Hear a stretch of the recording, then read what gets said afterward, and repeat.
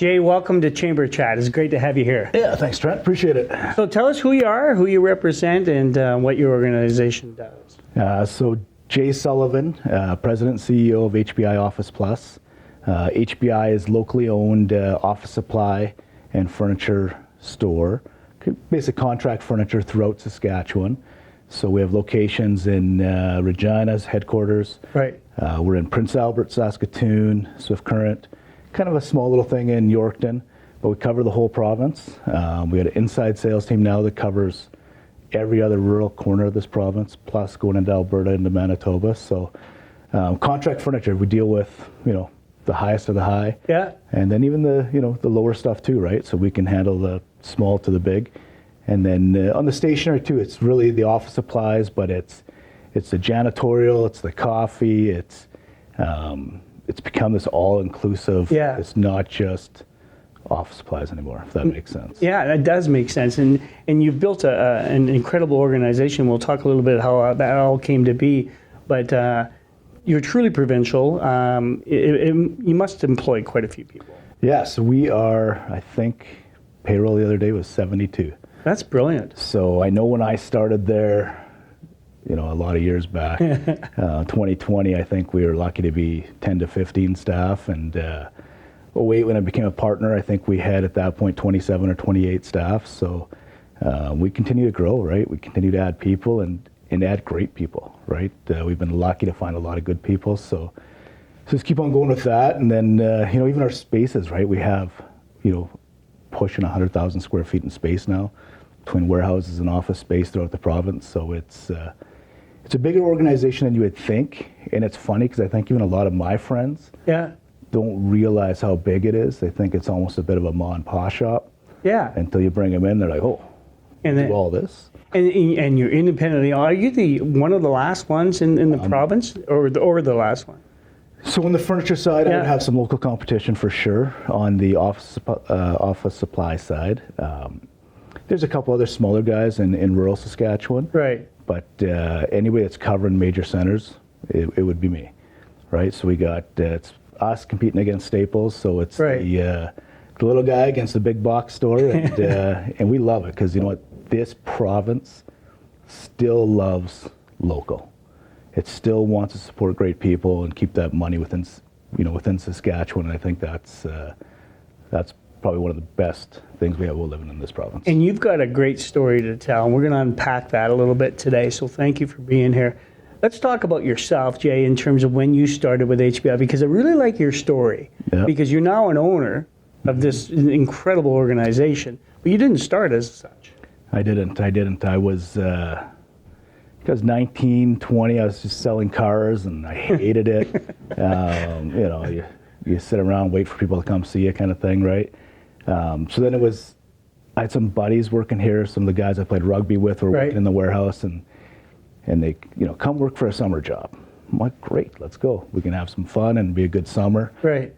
But then I could see, potential. I saw this company, there was some expansion coming. They were at that point just really school education, furniture supplies. Right. So really I saw that. I'm like, yeah, I got to stick. Somehow I got to stick through this. Everybody else left to go back to school, whatever. I'm like, no, I'm going to stay here. Within a year, I got, so at that point, I was warehouse driver, picking orders. You were back of the house. Back of the house. The very, very bottom guy, right? Yeah. Important. I don't want to say bottom guy, I guess, because I have a lot of very important staff that do those roles. But from there, I had a chance to get into sales. So 2000, I got into sales. I think I was 20 years old at the time. Worked my way up. By, I think it was 07, I became VP of stationery sales. Brilliant. And then the company ran into some financial issues, and it allowed myself and 4 other employees basically to buy the company out and take it over. And at that point I became, within the next year, I think I became VP of all sales. Right. So that was 2008. 10 years later, I guess over the course of time, I bought out 2 other partners.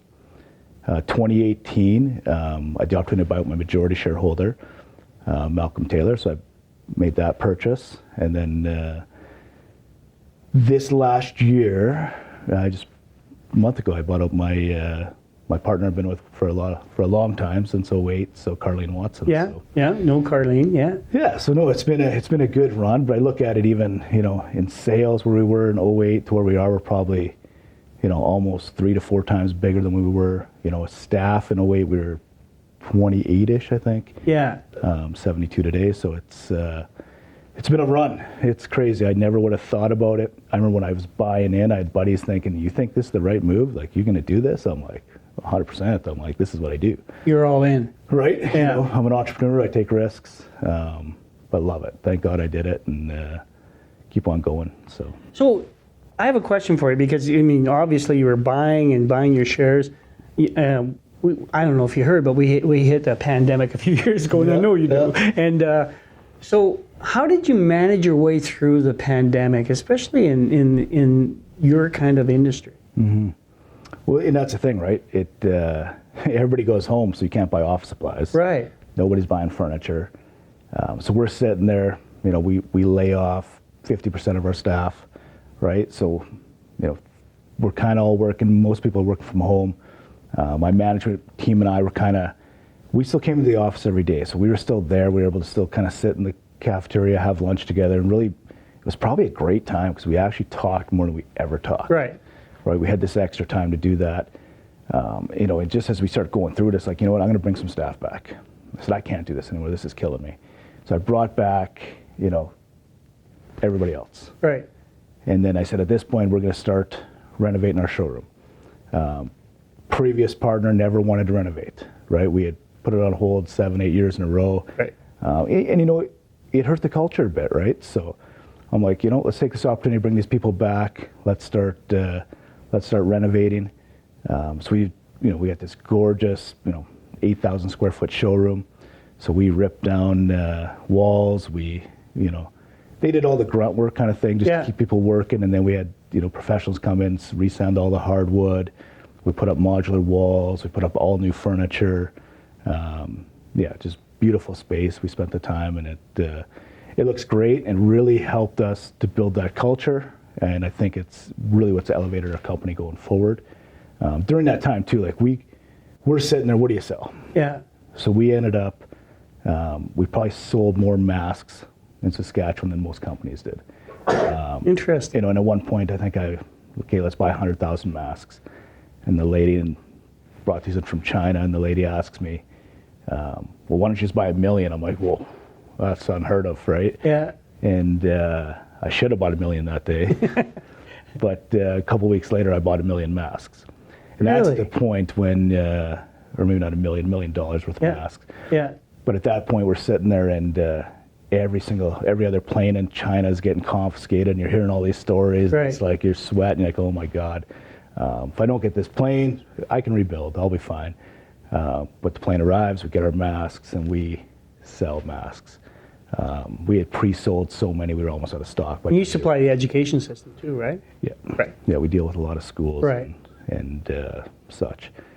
So then we also sold, we partnered with a company called Smooth 42 out of Brownlee, Saskatchewan. We partnered with them. We sold a whack of hand sanitizer, and Good. that was really it for, 3-4 months. That's all we sold, right? That's kind of what kept our doors open, allowed us to do some things.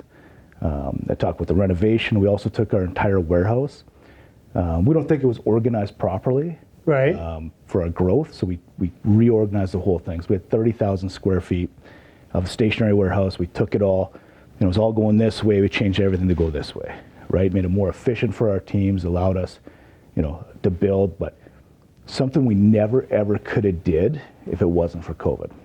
We never could have shut down the business for a month to redo this. So you took advantage of the shutdown, the opportunity. You saw the opportunity. We did, 100%.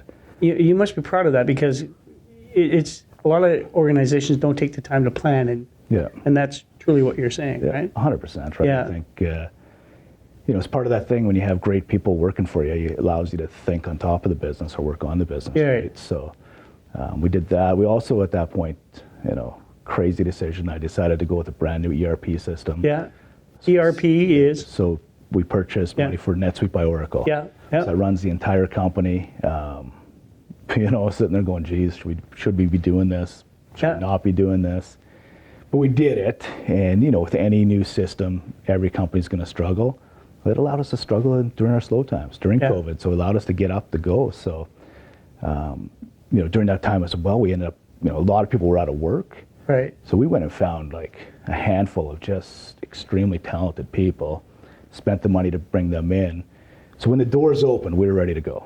We were probably further ahead than majority of businesses. We were ready to run, and thankful for us, we did it, because where we are today, 5 years later, I would say we've not quite doubled our business, but almost, right? So business is through the roof. We're growing at a rapid pace, and if I wouldn't have made these moves, I'd probably be struggling. We'd probably be having some issues. Our system couldn't handle it. Our warehouse team couldn't handle the orders, right? So in hindsight, it worked out great. And you talked about risk, but that was a calculated risk, right? I mean, you gave it some thought, and you said, we're going to do this. Yeah, absolutely. Good for you. Let's talk a little bit about that building on Osler. It's like how much do you estimate you put into it? So I got to think. So I just took that over from my partners here in the last couple of years. But I got to think I've spent at least $2 million on that building. Wow. So original Army and Navy warehouse. Right. What year was that built? Do you remember? Yeah. So one side's 1919 and the other side is 1931. Brilliant. So when we got this building, when I first worked into it, like there's no HVAC, so it just the heating systems roared. You couldn't work in there. Every single window was cracked or had a hole in it. But it's absolutely one of the most gorgeous spaces now if you walk into it. We also got Creative Options Regina. Right. So they lease the other half of the building. And Michael's has done an exceptional job with his spaces, and just a beautiful space now. Like it's, in that warehouse district. It's something you can be proud of. Be very proud of, so. Okay. Yeah. Let's talk a little bit about your industry. I mean, where do you see it going? I mean, obviously a lot of changes happened during COVID and the pandemic. But where do you see offices? Because, you look at Calgary, for example, has vacancies like crazy in downtown Calgary. What's your take on that type of thinking? I deal with a lot of businesses too that are, say, in Toronto or, Calgary for one, and I see their market struggling and people not coming back to work. And you read some of these articles of bigger cities and with the vacancies and stuff like that. I feel like in Saskatchewan we're ahead of that curve. Okay. A bit. Still people, I still think more people need to get back to work. I don't think it's, probably for my business, number one, I need to be back at work. But I think, in my own opinion, how do you have a great culture and have such great relationships with your staff and your employees if people are not working from the office, right? So, personal opinion of mine, but, I just think for us, it's what we do with our furniture world and the design team we have and the specifications and the layouts we do. The offices are gorgeous, right? The ability to go into an office and really want to be there. And I think that's part of my success is the office is so nice that, you don't get that feeling in your stomach on Sunday night, like I got to go back to work Monday, right? Like you're excited, you're rejuvenated, you're like, let's go, I want to be there, right? So, and I think it's just going to, it'll keep on improving. The offices will keep on filling out, and this province is growing. It's, it's supposed to be kind of on a, slow move right now in the province, but I feel like we're not. It's cooking for you. We're cooking, right? We're just trying to keep up some days, so. So you talk about culture, and I know you've got a brilliant culture within your organization. How would you describe it? You know what? It's just you got to treat people the right way. Yeah. Right. It's all about your people. Right. Even for me too. I've got this unbelievable management team I put in place. I was at an event the other day and they asked, "Could you leave your business for a week, and not be afraid something to fall apart?" And I was like, absolutely. And majority of people couldn't do it. Right. And they're like, "What about 2 weeks? What about a month?" I feel like I probably could leave for a month and I wouldn't have a lot of issues. I think if you put the people in the right seats and you give them ability to run the company, then you're good. They don't need me. I don't think they need me. I could leave tomorrow and they're fine. I'm going on holidays for a couple of weeks. They'll run this company, and I think that allows, all my staff feel that from the top down, and it gives them the ability. I tell these people, make mistakes. Yes, thank you. We're gonna make mistakes. Thank you. learn from it. Yeah. There's no mistake out there that's really going to hurt you. Maybe it's going to hurt you here and there, a little bit of money here and there, but we can fix it. Right. Right? But as soon as you know you make that mistake, jump at it. Yeah. Let's fix it. Let's change it. Let's make it right. So, and I think it's just that stuff, right? Caring for your people. When I took over as majority owner, I started. We have a kids' Christmas party now. Great. One of the greatest events of the year, right? You got the staff Christmas party, but the kids ones, man, you get all those kids there. You got Santa Claus. We cook up. All my management team or social committee, we cook the breakfast, right? So it's just everybody comes in and you have some coffee and. It's all about these kids. They have a craft day, and then Santa comes in, and that's great, right? But then you get to meet the families. Right. You get to meet the spouses. There's I think 2 years ago, there's a picture of my wife both sitting there holding somebody's baby and, and hanging out, right? But that's what it's about, right? It's the people and making them feel comfortable. Just the little things, right? We got always got the fresh fruit or the granola bars, or it's always access to something. So, well done. I mean, you think a lot like I do in terms of giving staff autonomy to actually thrive. Yep. And sometimes you're going to make some mistakes, but it's not the end of the world, right? You view your role now, and you're still young compared to this cowboy, but you view your role more as a mentor or a coach, or how do you view your role? Yeah, it's really just, I think for me, it's been a struggle, right? Right. Because at times I feel like I'm not doing enough. When I was the VP of sales, I felt, I was overwhelmed. And I mean, at that point, it was Carlene and I managing, say, 55 staff between the two of us. And now it's just like you just feel, I was so busy, so run off my feet. And now I'm like, man, am I doing enough work? Right? But I just got everybody else in place, so they're handling their positions. They got those issues, I work with them. Or, questions, concerns, either which way. I'm working with the leadership team. Right, allowing them to thrive in their own position and lead, but it allows me to sit back too a little bit and really work on the top end of the company, right? So just which I think a lot of guys in my position, a lot of local business guys don't have enough time to do it sometimes. Yeah, exactly. Right? So. Well done. I love the fact that you've moved to that space in your life, and like I said, you're still relatively young. Some of the people that influenced you in the past, who would they be? You know what? You and I talked about earlier today. Yeah. My dad was a big influence. He was, a big business guy in this community, big sales guy. I don't think he'd be shaking his head at some of the risks or some of the moves I've made in my life. He was brilliant, by the way. I knew your dad. Yeah, so. Thank you very much. Yeah. And one person I've probably never mentioned, my mom. She's just done a wonderful. My dad was out working, selling. He was on the road a lot. She was always the one that had our back, right? So she was pushing us, and I think she sees it and she thinks a lot like I do, and has some of that entrepreneurial, in her, whether she did it or not.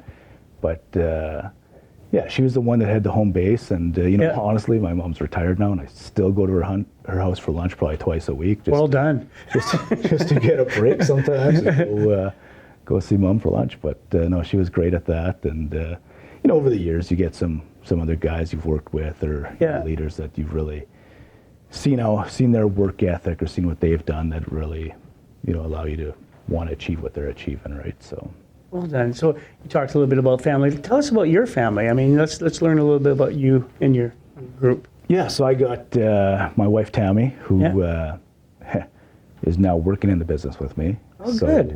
But she didn't want to be anywhere near the office or near me, so. So you're separated. We're separated. She's a floor below. And, she likes the physical aspect of it, so. Good. So she's downstairs, and she's running the warehouse team, and she's probably under the most pressure right now because that's one of the areas where we got the most growth, right? So, right. Then I got my daughter Madison, and Madison is, I think, just her second year out of high school now, so kind of taking that gap time, and she actually works for Creative Options Regina, so she's doing that, working at a home with people with special needs, and I think she absolutely loves it. Probably looking to get into maybe some nursing or something like that long term. Yeah. But, then I got my son Tucker, and Tucker is your typical high school boy that loves sports and cars and all that kind of stuff. So he's He's a big football kid. Yeah, I was going to say he's a big football player, isn't he? He loves his football, and we're actually off this weekend to Florida, play in a tournament with the selects football team. So Brilliant. Good for you. So it's good. He's loves the football and the workout, and he quite has a passion for it. So. Well, this is good. So we usually do these chamber chats about in and around 20 minutes. So the last question for you.